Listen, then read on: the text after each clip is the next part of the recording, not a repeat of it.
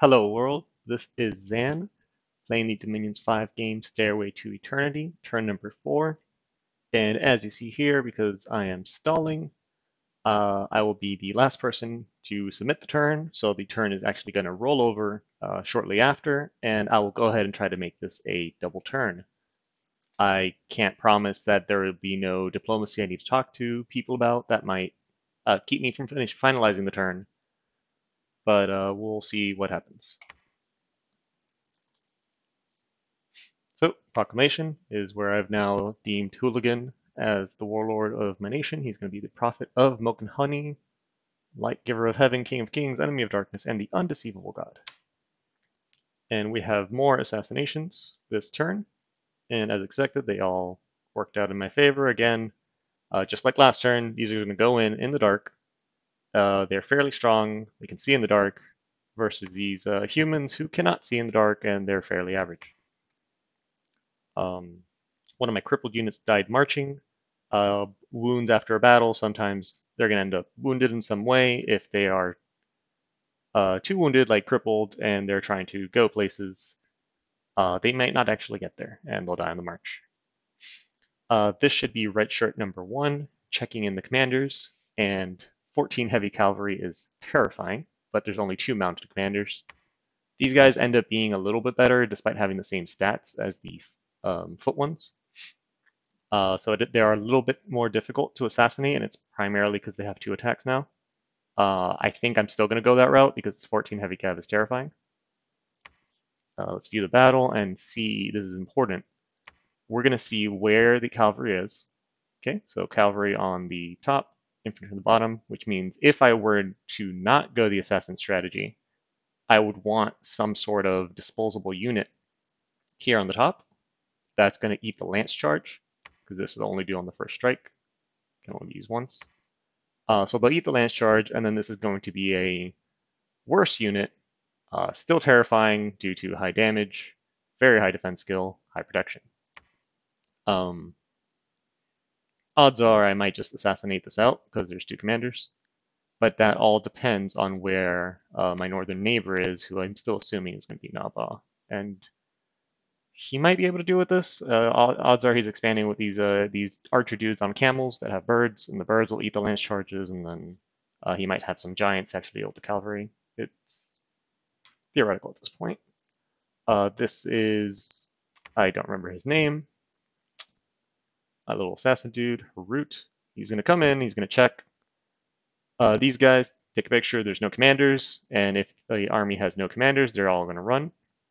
I told him to hold a few turns, because if there was one commander, these guys are going to be marching toward him, and hopefully holding 2 or 3 turns is enough time to let these guys run off the field before I run off the field, or if there is a commander, he gets off before they actually are able to get to him. So, conquered for no losses. Excellent. And more Wolf Tribe, and I'm probably just going to skip this battle, because it's going to be an exact repeat of the last few battles we've had, except, no losses. And that's the end of the news reports. Looking over, Asphodel's bull has retreated. If his capital was here, he was telling me he was chasing his dominion, which is probably in here, then in here, which means he's probably up here right now. Looks like Red Shirt did survive. Whenever you retreat, there's a chance you go into any of the neighboring provinces. If you don't own it, you die. So he chose to survive, which is good, because now I'm going to have him go check. I could have him go check, or I can have him check this throne, see what's inside. I'm not taking this anytime soon. Or I can have him collect some garbage units from these provinces, like maybe move him here, collect some units, and have him go up here with Murmur, and his units would be these the same little Wolf Tribe guys, and maybe some Slingers. And again, their whole purpose is eat the lance charge from the cavalry. Then the Abyssians would come in and clean house. It might not work that way, but Red Shirt can still lead troops. And I can't really charge these barbarians with my units. I'll probably win the fight. I mean, 50 is a lot. So I might not win this fight, And if I did win, it would be a Pyrrhic victory. So since these two are guaranteed my provinces, at least from Asphodel, I think I'm going to hold off. There might be somebody else up here that might come down and contest this, but it'll be difficult, especially if Asphodel takes the cave, because they'd have to get this forest, go through the throne.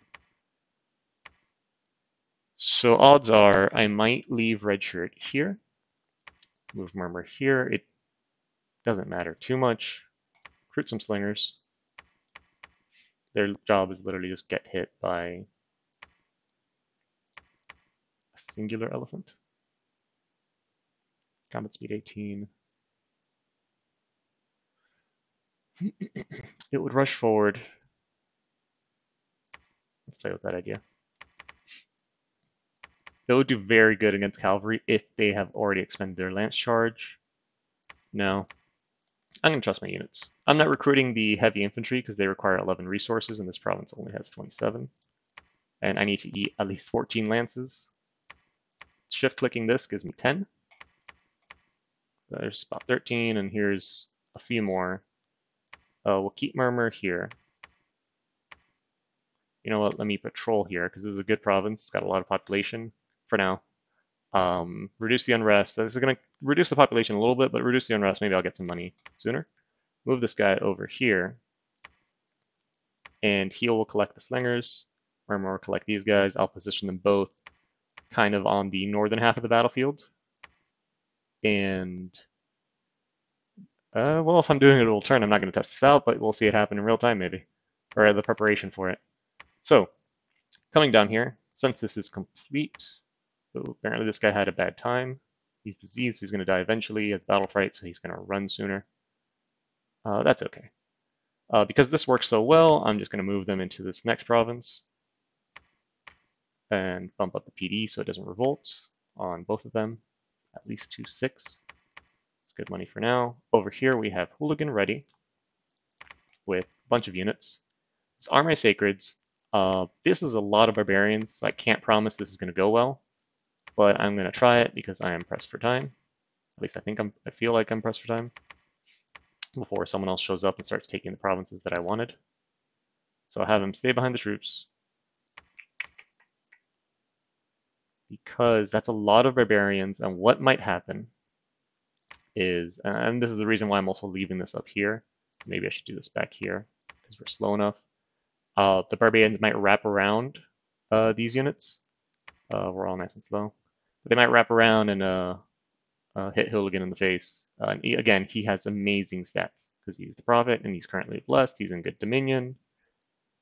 But it's still possible because barbarians hit very, very hard, and I'm known to have some unlucky dice rolls. Anyway, so we have our first warlock. This is going to be my main research core. I don't have drain, so they're going to supply me all 17 points per turn. If I was getting rushed, again, like at the bull, I would have him blood hunt from the safety of the walls, give me some blood slaves that I can, defend myself with. For now, I think I will continue to recruit him, and I'll maybe add human bread. Can I afford a human bread? Add a singular human bread, so the next time I'm worried about my commander getting wrapped around by the enemy, he will have a bodyguard. My research continues as expected. I think that we'll end the turn right there. Let's give this a second. Since it's so early in the game, this should go quick. We'll see how Hooligan did in his fight. Murmur is moving in position, so I guess that will be for next episode.